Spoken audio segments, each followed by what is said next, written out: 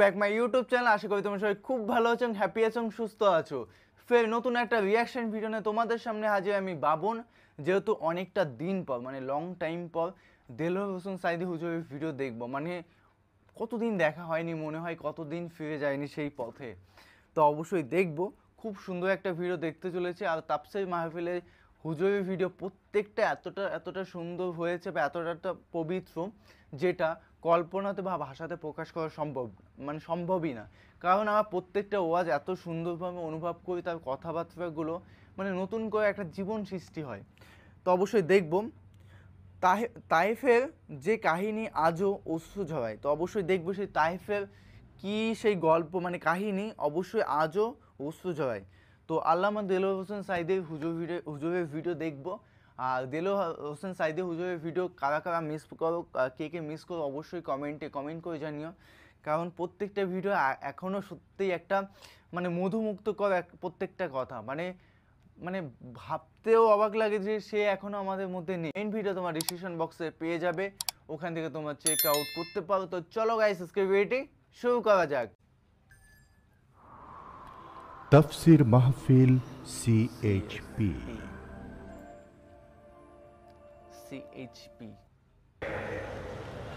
পার্শ্ববর্তী এলাকা তায়েফ ৬০ মাইল দূরে। তিনি সেখানে চলে গেলেন যে এখানে তো পারলাম না, দেখি ওই এলাকার কিছু লোক যদি কথা শোনে।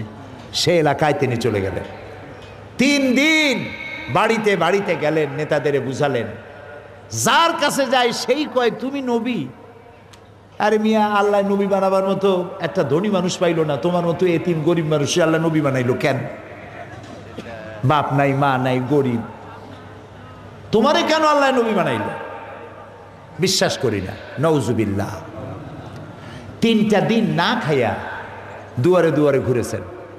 তারপরে যখন দেখলেন যে না, এরা ঈমান আনবে না, তখন তিনি নেতাদের বললেন, আচ্ছা তোমরা তো কেউ আমার কথা শুনলে না, আমি মক্কায় চলে যাই। একটা অনুরোধ করি, আমি যে তায়েফে আসছিলাম এই কথাটা তোমরা মক্কায় পৌঁছায় দিও না, তাহলে ওরা আমার বিরুদ্ধে শত্রুতা আরো তীব্রতর হবে। এই কথাটা কইও না। ওরা ওখানে তো খবর পৌঁছাইলই, আর রাসূল যে পথে যাবেন সেই পথে যুবকদেরকে দাঁড় করাই দিল পাথর নিয়ে। আমার জীবনে একটা বার সেই রাস্তাটা দেখার তৌফিক আল্লাহ দিয়েছেন, যেখানে রাসূল অত্যাচারিত হয়েছিলেন। দুদিকে পাহাড়, দুদিকে পাহাড়, ক্ষুধার্ত নবী, রহমতের নবী, 3 দিনের না খাওয়া। যাইদ সাথে, রাসূলুল্লাহ যাচ্ছেন, যুবকেরা পাথর মারা শুরু করে দিয়েছে।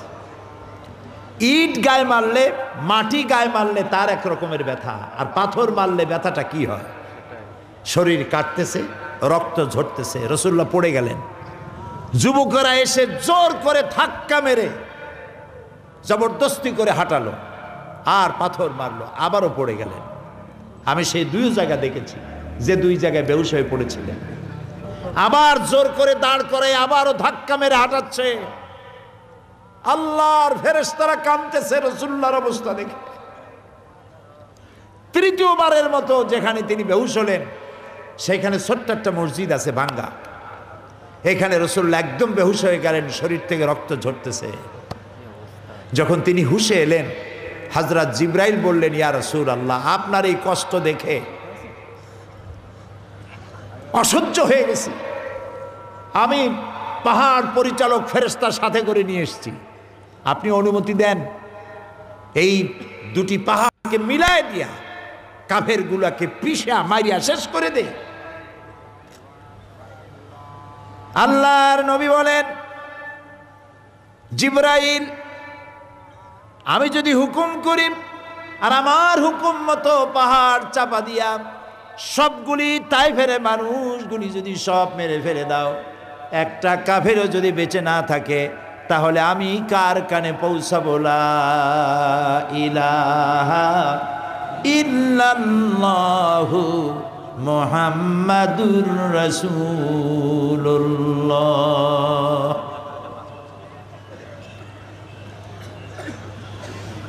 একজন লোক রসুল্লাহর এই দুরবস্থা দেখে তার বাগান থেকে 1 গ্লাস আঙ্গুরের রস নিয়ে আসছে, রসুলের হাতে দিয়ে দিল।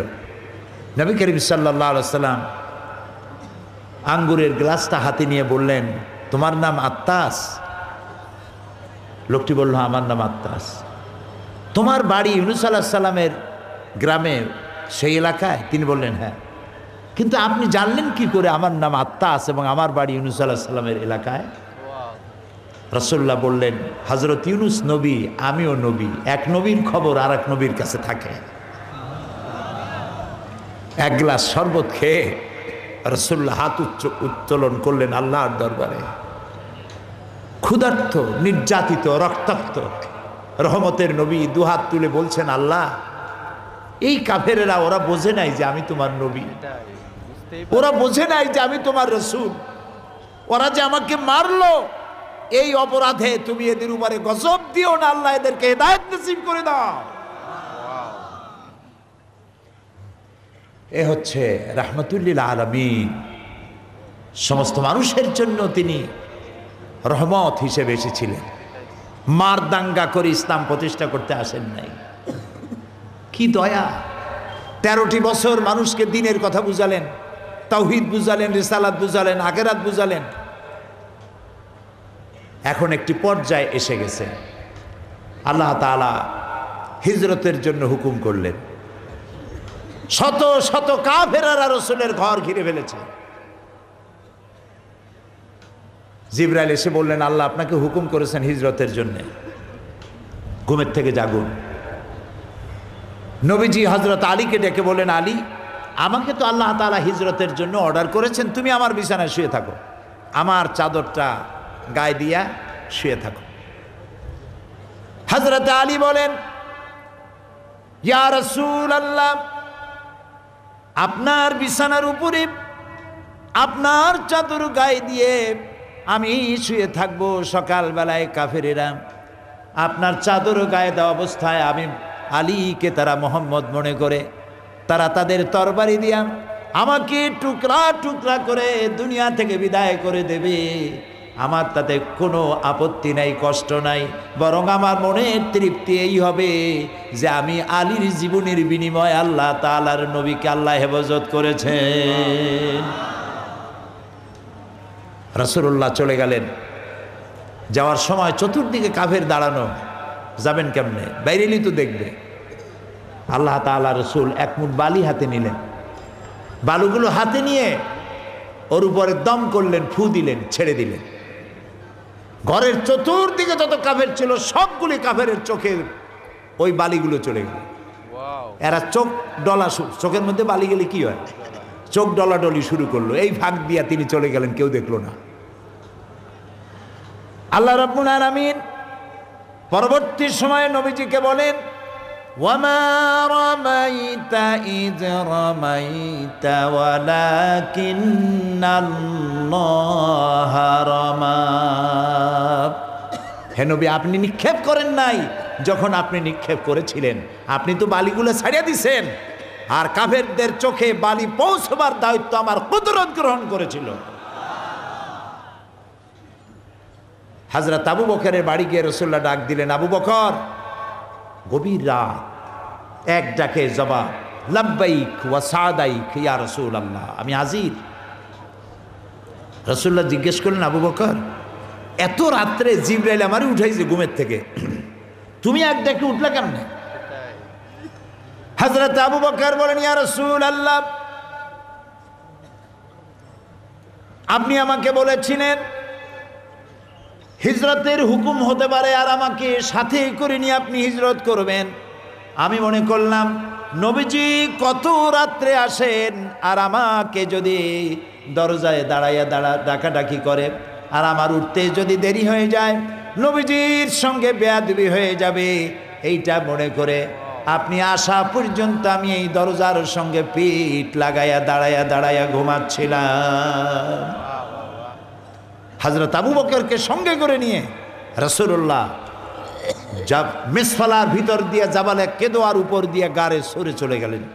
সূর পাহাড়ে ছোট্ট একটা জায়গার মধ্যে, একটা খুপড়ির মধ্যে, একটা গুহার মধ্যে তিনি আশ্রয় নিলেন।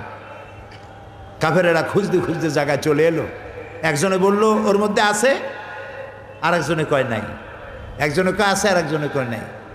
হযরত আবু বকর বলছেন, ইয়া রাসূলুল্লাহ, আমরা তো ধরা পড়ে গেছি। সূরা তওবার মধ্যে আল্লাহ তাআলা বলেন, ইয ইয়াকুল লিসাহিবিহি লা তাহজান ইন্নাল্লাহা মা'ানা। যখন তিনি উদ্বিগ্ন হয়ে পড়েছিলেন, রাসূলুল্লাহ বললেন, লা তাহজান, হে আমার সাথী, ভয় পেও না, আমরা মাইনরিটি নই, আমরাই মেজরিটি, কারণ আল্লাহ রাব্বুল আলামিন আমাদের সাথে আছেন। নবী করিম সাল্লাল্লাহু আলাইহি সাল্লাম এইখান থেকে রওনা করলেন মদিনায়। দিনে, রাতের বেলায় চলেন, দিনে আশ্রয় নেন, কখনো উঠে কখনো হেঁটে। এদিকে সুরাকা, সে বহু টাকার পুরস্কারের বিনিময়ে রাসূলুল্লাহর পিছনে ধরেছে। কত বড় রহমতের নবী দেখুন। যেতে যেতে 100 লাল উট পাবে সে। এই লাল উট পাওয়ার লোভে পিছনে পিছনে দৌড়াচ্ছে। পেয়ে গেছে, পথিমধ্যে পেয়ে গেছে। রাসূলুল্লাহকে ধরবে। সুরাকা লক্ষ্য করলো তার ঘোড়ার পা মাটির নিচে দেবে যাচ্ছে। রাসূলুল্লাহ পিছনের দিকে তাকালেন। সুরাকা বলল, মুহাম্মদ বলেন সাল্লাল্লাহু আলাইহি ওয়াসাল্লাম, আমি মাপ চাই, আমারে মাফ করে দেন। রাসূলুল্লাহ বললেন, মাফ করে দিলাম, ফিরে যা। সুরাকা ওর ঘোড়ার পা উঠে আসলো মাটির উপরে। চিন্তা করলো, 100 লাল উট, অনেক দাম, এগুলি পাওয়া যায় না, দুষ্প্রাপ্য, পাইলে পরে বহুত দাম, এটারে শাড়ি কেমনে। আবার পিছনে লেগেছে। আবার যখন কাছাকাছি গেছে, ঘোড়ার পা 4টা একসাথে ডাবা শুরু হয়ে গেছে, মাটির নিচে দেবে যাচ্ছে। এ কুদরত কার? এ কুদরত কার? আমার এবার মিশর সফরের সুযোগ হয়েছিল। জীবনেও মিশরে যাইনি, এই জীবনের প্রথম গত মে মাসে মিশর সফর করলাম। বহায়রায় কারুন দেখলাম। কারুনকে দিনের দাওয়াত দিলেন মুসা আলাইহিস সালাম। দাওয়াত তো মানলই না। অর্থকড়ি সম্পদ এত বেশি ছিল, 56,000 একর জমিনের উপরে ছিল তার সম্পত্তি, অর্থাৎ তার সম্পদ রাখার জায়গা।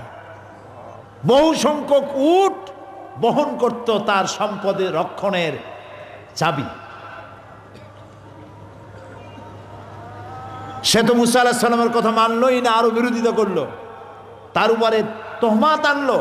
আল্লাহ গজব দিলেন। সূরা কাসাসের মধ্যে আল্লাহ তাআলা বললেন, আল্লাহ তাকে গজব দিলেন, তার সম্পত্তি এবং তাকে শুদ্ধ মাটির নিচে দাবা শুরু করে দিল।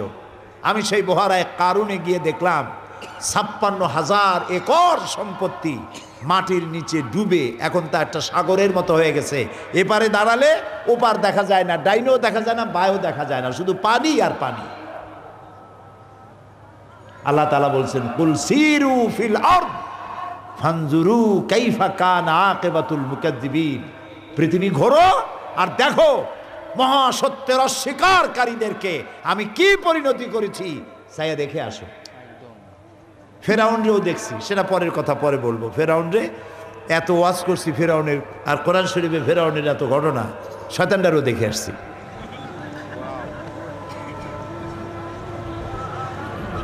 সুরাকার পা ডেবে যাচ্ছে মাটির ভেতরে। এবার বলছে, হুজুর আমি মাপ চাই, আমারে মাফ করে দেন। রাসূলুল্লাহ বললেন, মাফ করে দিলাম, ফিরে যা। দেখছেন রহমত কারে বলে। তিনি কিন্তু তখনও কিন্তু বলতে পারেন, তুই ডাবিয়ে যা, শেষ হয়ে যা, আমরা ওলি তো করতাম, তুই মর। আবার সে উঠল, কিন্তু ফেরার পথে ফিরে যাচ্ছে, আবার চিন্তা করলো, হায় হায় 100 লালু কেমনে বিড়ি। আবারও গেছে। এইবার যাইয়া ধর্ম করতেছে। এবার ফেরা ওর সুরাকার উটের সমস্ত পা, ঘোড়ার পা, নিজের পা, ওর কমর পর্যন্ত ডাবে যাচ্ছে মাটির মধ্যে। এবার চিন্তা করলো নির্ঘাত আমি মরে যাব। বলছে আমি খুব ভুল করছি, আমারে মাফ করে দেন। রাসূলুল্লাহ এবার পেছনের দিকে ফিরে বললেন, সোরাকা এখনো তোর বিশ্বাস হয় না যে আমি আল্লাহর নবী? সুবহানাল্লাহ। সোরাকা বলছে বিশ্বাস হয়, দিলাম মাফ করে, যা। উঠে আসলো উপরে। কত বড় খারাপ মানুষ চিন্তা করেন। এখন যখন তার পাওটাও সব উঠে গেল মাটির উপরে, সে এখন কয় কি? মুহাম্মদ সাল্লাল্লাহু আলাইহি ওয়াসাল্লাম, আচ্ছা আমি যে আপনারে দললাম না, এই যে ছাড়িয়ে দিয়ে এখন আমি বাড়ি যাই, আপনি আমারে দেবেন না কিছু? মানুষ কত খারাপ। এবার রসুলের চরিত্র দেখেন, রসুলের আখলাক দেখেন। রসুল্লাহ বললেন দেব। কি দেবেন? রসুল্লাহ বললেন আমি তোমারে পারস্য সম্রাটের মুকুট, তার হাতের কঙ্গন আমি তোমাকে পরায় দেব। সোরাকা মনে মনে ভাবলো যে এটা কথা হইল, কোথায় পারস্য, কোথায় সৌদি আরব? উনি রাতের বেলায় একজন সাথে নিয়ে মদিনায় যাচ্ছেন, দিনের বেলায় গোপনে থাকেন, রাতের বেলায় পথ চলেন। কেমনি উনি পারস্য সম্রাটের মুকুট আমারে দেবে? কিছু দেবে না। আসল কথা হলো তাই। সে আর কথাটা তো কইল না, চলে গেল। নবী করিম সাল্লাল্লাহু আলাইহি সাল্লামের ইন্তেকালের পর, হযরত আবু বকরের ইন্তেকালের পর হযরত ওমর ক্ষমতায় আসলেন। হযরত ওমর ক্ষমতায় এসে তার সময় পারস্য বিজয় হলো, গনিমতের মাল এসে হযরত ওমরের সামনে স্তূপ হয়ে গিয়েছে। হযরত ওমর লক্ষ্য করলেন স্তূপের মধ্যে কি যেন চকমক করছে, ওইটাকে উঠে আনতে বললেন। দেখা গেল পারস্য সম্রাটের মাথার মুকুট, হীরা মণিমুক্তা খচিত মাথার মুকুট। হযরত ওমর বললেন কেউ যাও তো, সোরাকাকে ডেকে নিয়ে আসো। সোরাকা তখন বুড়া হয়ে গেছে, দাড়ি চুল পাইকে শেষ। সোরাকা এলো।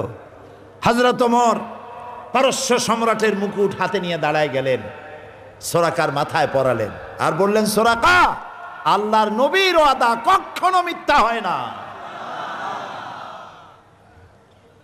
রাসূলুল্লাহ মদিনায় চলে গেলেন। মদিনায় গিয়ে এই যে কোরআন, এটার নাম কি? এই কোরআনের আইন তিনি চালু করলেন। চুরি বন্ধ হলো, ডাকাতি বন্ধ হলো, জেনাবে বিচার বন্ধ হলো, কিছু যুদ্ধ বিগ্রহ করা লাগলো।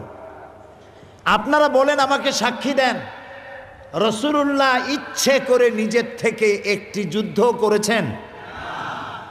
কাউকে গোপন আক্রমণ করেছেন? সাহাবী পাঠায় দিয়া কোনো গ্রামের পর গ্রাম জ্বালায় দিয়েছেন? ক্ষমতা ছিল নাকি ছিল না? ছিল। মদিনায় আসছেন, এখন তো রাসূলুল্লাহ শুধু রাসূল না, একদিকে তো রাসূল আর একদিকে প্রেসিডেন্ট, রাষ্ট্রপতি। বদর করলেন, বদরের বিজয় হলো, ওহদের পরাজয় হলো, হুনায়ন হলো, ইয়ারমুক হলো। একটি যুদ্ধ অফেন্সিভ ছিল না, সবগুলি যুদ্ধ ছিল ডিফেন্সিভ, প্রতিরক্ষামূলক, প্রতিরোধমূলক। আজ সময় এসেছে মক্কা দখলে। রসুলের সাথে আজ 10,000 সাহাবী। কয় হাজার? কয় হাজার? প্রত্যেকের সাথে তরবারি। চলে গেলেন মক্কায়। মক্কায় গিয়ে মক্কার বাইরে পাহাড়িয়া এলাকায় তাঁবু স্থাপন করলেন।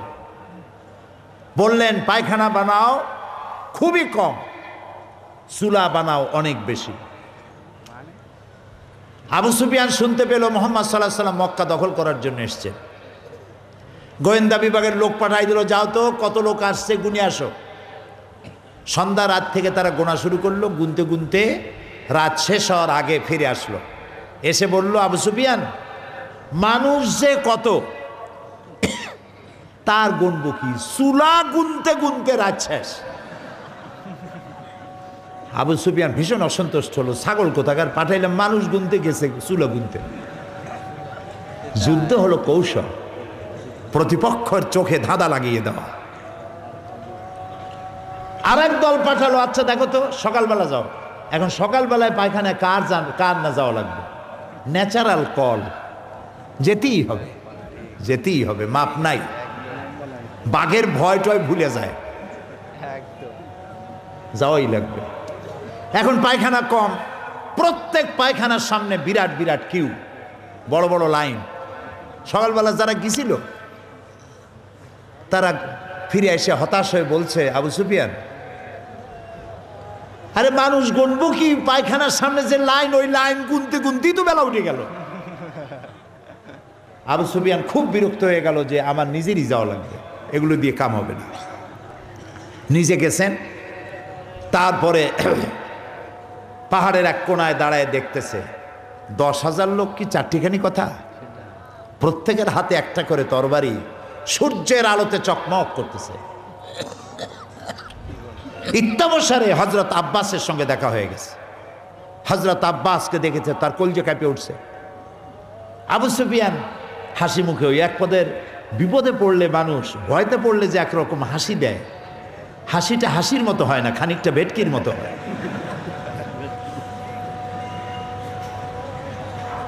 কষ্টে হাসি, একটু হাসি দিতে গিয়ে বলছে, আব্বাস, তোমার ভ্রাতুষ্পুত্র, তোমার ভাইয়ের ছেলে তো বড় বাচ্চা হয়ে গেছে, এত লোক নিয়ে আসছে। হযরত আব্বাস বলেন,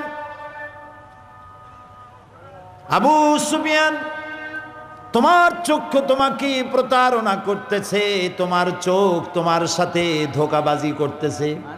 তোমার চোখ দুটো ভালো করে ডলো, চোখ দুটি ভালো করে মোছো, তারপরে তাকিয়ে দেখো, এর নাম বাদশাহী নয়, এর নাম নবুয়ত। এর নাম যদি বাদশাহী হতো, এতক্ষণ তোমার দেহের উপরে তোমার কল্লা থাকার কথা ছিল না। গাইজ দেখলাম, সত্যি কথা, লাস্টের কাহিনীটুক জাস্ট অসাধারণ। লাস্টের পয়েন্টগুলো এত মজাদার, এত ফানি ছিল, এত এন্টারটেনমেন্ট ছিল যে সত্যি কথা, হুজুরের ভিডিওগুলো এত সুন্দরভাবে দেখায়, এত সুন্দরভাবে পরিবেশন করে।